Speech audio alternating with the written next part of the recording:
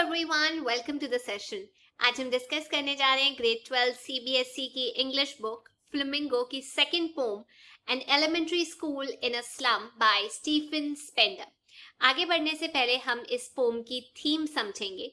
देखिए, जो Stephen Spender है इस पोम में वो टच करते हैं सोशल इनजस्टिस के टॉपिक को और क्लास इनइक्वालिटी को। वो क्वेश्चन करते हैं वैल्यू ऑफ एजुकेशन जो कि दी जाती है एजुकेशन एक स्लम के अंदर, और वो एक्सपोज करते हैं कि किस तरीके से उन बच्चों को ध्यान नहीं दिया जाता, दे आर अनकेयर्ड फॉर, उनको माना जाता है कि वो रूटलेस वीड है। तो ये जो पोम है इसके जरिए रीडर्स को एक डिस्क्रिप्शन दी गई है उन माल नरिश्ड बच्चों के बारे में जिनके जो फेसेस हैं वो पेल हैं, उनकी स्टंटेड ग्रोथ है, उनकी ट्विस्टेड बोन्स है। ऐसा नहीं है कि इस पोम में नेगेटिव बातें की गई हैं बहुत ज्यादा और पेसिमिस्टिक अप्रोच रखी गई है। इनफैक्ट ये हाईलाइट करती है रोल ऑफ एजुकेटर्स का या मोर प्रिविलेज्ड क्लास जो है सोसाइटी में, वो किस तरीके से इन बच्चों को लिबरेट कर सकते हैं और ज्यादा पढ़ा सकते हैं, एक अच्छा फ्यूचर बना सकते हैं इन लोगों का।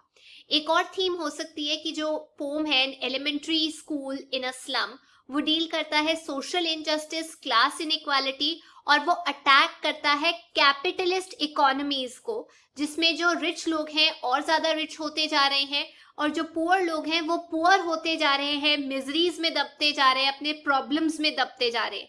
उनको कोई भी अपॉर्चुनिटीज नहीं मिलती और इनफैक्ट वो बहुत जल्दी प्रे बन जाते हैं सोशल इनजस्टिस के। तो इस पोम में जो पोएट हैं स्पेंडर, वो डिमांड करते हैं इक्वल अपॉर्चुनिटीज एजुकेशन के लिए, जो पुअर लोग हैं, जो अंडर प्रिविलेज लोग हैं, उनके लिए। अब बात करते हैं फॉर्म कैसी है इस पोम की। तो जो पोम है वो बहुत सिंपल तरीके से लिखी गई है, पोएटिक डिवाइसेस का यूज किया गया है, इमेजेस का यूज किया गया है ताकि कन्वे किया जाए नरेटर की फीलिंग्स जो कि सिंपैथी की है, गुस्से की है। ये इमेजेस ये भी कन्वे करती है कि किस तरीके से पावर्टी, हंगर और निग्लेक्ट स्टेट में वहां के जो स्कूल्स हैं, वहां के मतलब स्लम एरिया के जो स्कूल हैं। अब ये जो पोम है ये मैसेज क्या देती है? देखिए, ये पोम जो है इसके जरिए पोएट अपील करते हैं, रिक्वेस्ट करते हैं रूलर्स को, लॉ एनफोर्सिंग बॉडीज को, फिलेंथ्रोपिस्ट को जो कि अपना टाइम और पैसे देते हैं सोसाइटी के वेलफेयर के लिए। तो जो पोएट है इन सबको अपील करते हैं, जिनको हो सकता है रिप्रेजेंट कर रहे हो गवर्नर, इंस्पेक्टर, विजिटर, कि इम्प्रूव की जाए कंडीशन उन बच्चों की जो स्लम्स में रह रहे हैं और उनको एजुकेशन दी जाए। वो ही एक जरिया है जिससे वो अपनी कंडीशन सुधार सकते हैं।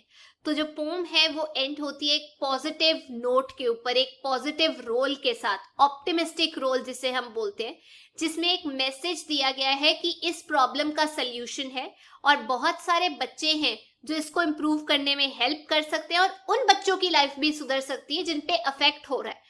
तो ये जो पोम है ये रेज करती है sensitivity towards underprivileged, equity का इशू, इक्वालिटी का, अवेयरनेस का, फिलेंथ्रॉपी का, ऑप्टिमिज्म का, डिटर्मिनेशन का, और ये जरूरत का, the need to change the condition of these children. इन सब सवालों पे क्वेश्चन उठाती है। एक आखिरी चीज, जो पोएट की जो टोन है वो बहुत डेस्परेशन और मिजरी वाली है, जैसे कि उन बच्चों की है जो कि स्लम में रहते हैं। अब डिस्कस करते हैं इस पोम को स्टैंजा वाइज। सबसे पहला स्टैंजा आप देख सकते हैं, यहाँ पे कुछ डिफिकल्ट वर्ड्स हैं, जैसे गस्टी वेव्स। वेव्स का मतलब वो ब्रीजी विंड्स, जो हवा वाली विंड्स होती है। पैलर का मतलब होता है पेल फेस, डल फेस, जिसमें कोई चार्म नहीं है, कोई ग्लो नहीं है। स्टंटेड का मतलब एक बच्चा माल न्यूट्रिशन की वजह से जो ग्रो नहीं कर पाया है। नाल्ड का मतलब होता है रफ, इसे हम नाल्ड बोलते हैं, गनाल्ड नहीं बोलते। वीड्स होते हैं कुछ अनवांटेड प्लांट्स जो ग्रो कर जाते हैं अपने आप से। पेपर सीमिंग बॉय का मतलब होता है बहुत पतला लड़का, इतना पतला जैसे शीट ऑफ पेपर। एयर का मतलब होता है सक्सेसर। तो फर्स्ट स्टैंजा में जो पोएट हैं वो डिस्क्राइब करते हैं उन बच्चों को जो स्टडी कर रहे हैं एक एलिमेंट्री स्कूल के अंदर, जो सेटअप है एक स्लम एरिया के अंदर। तो पोएट बताते हैं कि उन बच्चों के चेहरे कैसे लगते हैं, बिल्कुल डल लगते हैं, उनमें कोई एनर्जी नहीं है। मतलब बाकी जो बच्चे हैं उनकी एज के, they are full of energy, लेकिन ये लोग बिल्कुल एनर्जी नहीं है इनके अंदर। और इनको कंपेयर किया गया है अनवांटेड वीड से। राइटर ये कहना चाहती है कि कुछ लोगों के लिए ये जो बच्चे हैं ये अनवांटेड हैं, जैसे फील्ड में अनवांटेड वीड्स होते हैं ना जो अपने आप उग जाते हैं, तो लोगों की थिंकिंग यही है कि ये लोग भी अनवांटेड हैं। तो इनके जो बाल हैं वो भी अच्छे तरीके से डन नहीं है, वेल डन नहीं है, अजीब तरीके से खड़े हुए हैं और वो कहीं ना कहीं उनके पेल फेस के ऊपर गिर रहे हैं। ऐसे लग रहा है देव बीन टॉर्न अपार्ट, मतलब उनको अलग अलग किया गया है खुरच खुरच के। जो बच्चे हैं वो अनटाइडी हैं और उन्होंने अपने बाल भी नहीं कॉम्ब किए। जो पोइट है सबसे पहले वो डिस्क्राइब करते हैं एक लड़की के बारे में जो शोल्डर्स हैं उसके ऊपर ऐसे लग रहा है इतना बर्डन है पावर्टी का। उसका जो हेड है वो बिल्कुल बेंड हुआ हुआ है आगे की तरफ को। मे बी वो उदास है, may be because of shame, may be because वो थकी हुई है।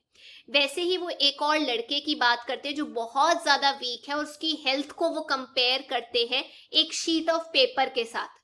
वो देख पाते हैं कि जो बॉय की आईज है वो रिफ्लेक्ट करती हैं ग्रीड। वो कुछ अचीव करना चाहता है, वो कुछ हासिल करना चाहता है, मे बी वो सब कुछ हासिल करना चाहता है। उसके बाद वो एक और बच्चे को डिस्क्राइब करते हैं जो फिजिकली डिसेबल्ड है या आप कह सकते हैं डिफरेंटली एबल्ड है। पोइट कहते हैं कि ये लड़का काफी अनलकी है क्योंकि इसने इनहेरिट की है एक डिजीज अपने फादर से, जिसकी वजह से इसकी बॉडी में डिफॉर्मिटी है, इसकी बॉडी डिफॉर्म्ड है। तो जो पोइट है वो ये बताते हैं कि इस अनलकी लड़के ने अपने फादर से जो इनहेरिट किया है वो है नाल डिजीज, जिसे हम अर्थराइटिस की डिजीज भी बोलते हैं। वो इसको विरासत में मिला है। और ये जो डिसेबल्ड लड़का है ये एक बेंच पे बैठा हुआ है और रिसाइट कर रहा है लेसन, जैसे जैसे टीचर बोल रहे हैं। और क्लास के बैक साइड का जो एरिया है वो बहुत डिम है, वो डार्क एरिया है। वहां पर एक छोटा सा लड़का बैठा हुआ है जो विजिबल भी नहीं है पोएट को, और वो बैठा हुआ है पूरे अंधेरे के अंदर। तो जो पोएट है वो उसकी आंखें देख सकते हैं जो कि ब्राइट है, उनमें भी बहुत सारे सपने हैं, लेकिन वो क्लास में जो हो रहा है उसकी तरफ ध्यान नहीं दे रहा। इनफैक्ट उसका मन है खेलने का उन स्क्विरल्स के साथ जो कि सामने पेड़ पे खेल रही है। उन्होंने पेड़ पे ही अपना घर बनाया हुआ है और वो वहीं पे खेल रही है। अब डिस्कस करते हैं स्टैंजा के अंदर जो लिटरेरी डिवाइसेस हैं। देखिए, एक लिटरेरी डिवाइस होता है सिमिली और एक होता है मेटाफर। सिमिली क्या होता है? जब आप बोलते हो कि ये चीज इसके जैसी है, एज और लाइक का इस्तेमाल करते हो। जैसे यहाँ पर सिमिली यूज की गई है, बच्चों को बोला गया they have been compared with rootless weed, like का इस्तेमाल किया गया है। एज और लाइक के केस में हम सिमिली यूज करते हैं। मेटाफर भी है इस केस में। मेटाफर होता है जब आप एक पिक्चर पेंट करते हो और ये बोलते हो समथिंग इज समथिंग। जैसे मैं आपको बोलूं बहुत ज्यादा ठंड हो गई है, इट्स एंटार्क्टिक हियर, मतलब इतनी ठंड हो गई है। मैं कंपेयर नहीं कर रही, बस ये बोल रही हूँ ये चीज ऐसी है। जैसे वहां पर एक लड़के को कंपेयर किया गया है एक पतली शीट ऑफ पेपर के साथ, वैसे ही स्टैंजा के अंदर तीसरा लिटरेरी डिवाइस है रेपिटेशन। स्ट्रेस डाला गया है कि ये जो जगह है जहां पे ये बच्चे रहते हैं, पढ़ रहे हैं, वो फार फार अवे है, मतलब वो बहुत ज्यादा दूर है। चलिए आगे चलते हैं। जो सेकंड स्टैंजा है उसके अंदर कुछ डिफिकल्ट वर्ड्स हैं, जैसे सार। सार का मतलब होता है अनप्लेजेंट। यहाँ पर वो यूज किया गया है बताने के लिए कि जो ऑफ वाइट कलर है, क्रीमिश सा कलर है। डोनेशन का मतलब जो हम चैरिटी में देते हैं। डॉन का मतलब अर्ली मॉर्निंग या आप सनराइज कह सकते हैं। सिविलाइज डोम का मतलब होता है जब यहाँ पर ना जो सन उग रहा होता है अपने होराइजन से, तो वो डोम की शेप ले लेता है, एक सेमी सर्कल की शेप ले लेता है। उसके बाद बात की है टेरोलिस वैली के बारे में, जो कि एक ब्यूटीफुल आइस फ्री वैली है ऑस्ट्रिया के अंदर। सील्ड का मतलब है शट या लॉक कर देना। लीड का मतलब है यहाँ पर जो अंधेरे वाले फ्यूचर्स हैं बच्चों के, उसकी बात की गई है। और केप्स का मतलब होता है एक बहुत बड़ा लैंड का टुकड़ा जो कि बाहर की तरफ को आ रहा होता है, सी की तरफ को जो आ रहा होता है कोस्ट से। अब डिस्कस करते हैं स्टैंजा में क्या बताया गया है। तो जो पोएट है वो डिस्क्राइब करते हैं स्कूल की जो दीवारें हैं वो कैसी हैं। उनका जो कलर है वो क्रीम कलर के हैं, मतलब आप कह सकते हैं सार क्रीम कलर है, ऑफ वाइट सा कलर है, जिसका मतलब ये है कि दे आर नॉट क्लीन और उनको रिसेंटली पेंट नहीं किया गया। उसके अलावा पोएट बताते हैं कि दीवारों पे अलग अलग तरीके के चार्ट्स, इमेजेस लगे हुए हैं जो डोनेट किए गए थे अमीर लोगों के द्वारा। तो एक पिक्चर लगी हुई है शेक्सपियर की दीवार के ऊपर, उसका जो हेड है बिल्कुल बाल्ड है। कहने का मतलब ऐसे लग रहा है जैसे जो सन है वो अपने होराइजन से बाहर निकलता है ना, वो उससे कंपेयर कर रहे हैं। और जब डे ब्रेक का टाइम होता है, जब सन राइज कर रहा होता है, तो वो होराइजन से बाहर निकलता है, सेमी सर्कुलर शेप होती है ना, और उसको देख के ऐसे लगता है कि जो बाकी की सिटी शहर है वो उसके पीछे की तरफ को है। तो ये जो पिक्चर है वहां पर एक और लगी हुई है टेरोलिस वैली की, उसके अंदर ब्यूटीफुल फ्लावर्स हैं। इमेज लगी हुई है एक मैप की जो हेल्प करती है बच्चों को अपने तरीके से। पर ये जो बच्चे हैं इनके लिए जो मैप है दुनिया का, वर्ल्ड का, वो इररेलेवेंट है, बिकॉज इनकी जो दुनिया है वो खिड़की के बाहर ही है, वो स्लम एरिया ही है जो बिल्कुल डिफरेंट है और वो मैप पे नहीं दिखाई हुई। मतलब जो मैप पे दुनिया दिखाई है वो बहुत डिफरेंट है एज कंपेयर टू उनकी खिड़की के बाहर जो है। तो इनका जो वर्ल्ड है जो खिड़की के बाहर दिखाई देता है स्लम, ये इनका फ्यूचर है, और जो फ्यूचर है वो फुल है डार्कनेस से। फ्यूचर को कंपेयर किया गया है नैरो स्ट्रीट के साथ जिसका ज्यादा स्कोप नहीं है, मतलब कहने का कि इनका फ्यूचर जो है वो ग्रो नहीं कर पाएगा। ये जो बच्चे हैं बहुत दूर रहते हैं रेडिएंट लाइट ऑफ नॉलेज से, एजुकेशन से। इनफैक्ट इनके जो स्काई हैं वो भी पोल्यूशन से भरे हुए हैं, यहाँ पर कुछ भी क्लियरली दिखाई नहीं देता। ना केवल स्काई है जो दिखाई नहीं देता, बल्कि उसके अलावा इनकी जो लाइफ है वो रिवर्स, केप्स, सब चीजों से दूर है। अब इस स्टैंजा में यूज किए गए हैं कुछ लिटरेरी डिवाइसेस जैसे मेटाफर। वॉल्स को डिस्क्राइब किया गया है कि उनका जो कलर है वो बहुत डल है, और उसको बोला गया जैसे सार क्रीम होती है। जो बच्चों का फ्यूचर है उसको डिस्क्राइब किया गया कि वो बहुत लिमिटेड है, जैसे कि जो स्ट्रीट्स है उनके अंदर, नैरो स्ट्रीट्स के अंदर लिमिटेड स्पेस होती है। वैसे ही एजोनेंस का यूज किया गया है। एजोनेंस का मतलब होता है repetition of vowel sound. E sound का आपको आवाज आएगी, बेल्ट, फ्लावरी, टेरोलेस, वैली, ई आ रही है। रेपिटेशन, फार, स्ट्रेस डालने के लिए रिपीट किया गया फार वर्ड। एल्यूजन का मतलब होता है किसी वेल नोन पर्सन, प्लेस के साथ कंपेयर करना, जैसे यहाँ पर कंपेयर किया गया है शेक्सपियर के हेड को, और यहाँ पे बात की गई है टेरोलिस वैली के बारे में।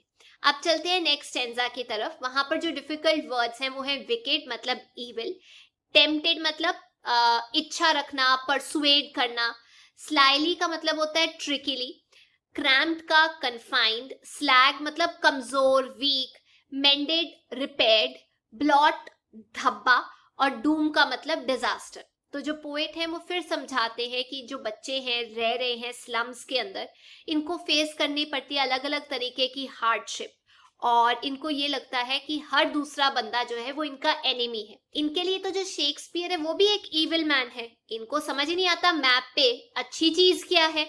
इनको ऐसे लगता है कि इनको कभी कोई प्यार नहीं कर सकता, कभी कोई लाइक नहीं कर सकता, ये हर किसी को हेट करते हैं। इसीलिए इनका डिजायर है कि इनको प्यार किया जाए, लेकिन जब ये चाहते हैं कि कोई हमें प्यार करे, वो मजबूरन इनको स्टील करने के लिए, मतलब धोखाधड़ी में फंसने के लिए मजबूर कर देता है। ये रहते अपने छोटे छोटे घरों के अंदर हैं और इनको एडजस्ट करना शुरू से ही सिखाया जाता है। इनकी जो लाइफ है वो एक एंडलेस नाइट है। इसका मतलब ये है इनका जो फ्यूचर है दैट्स फुल ऑफ डार्कनेस।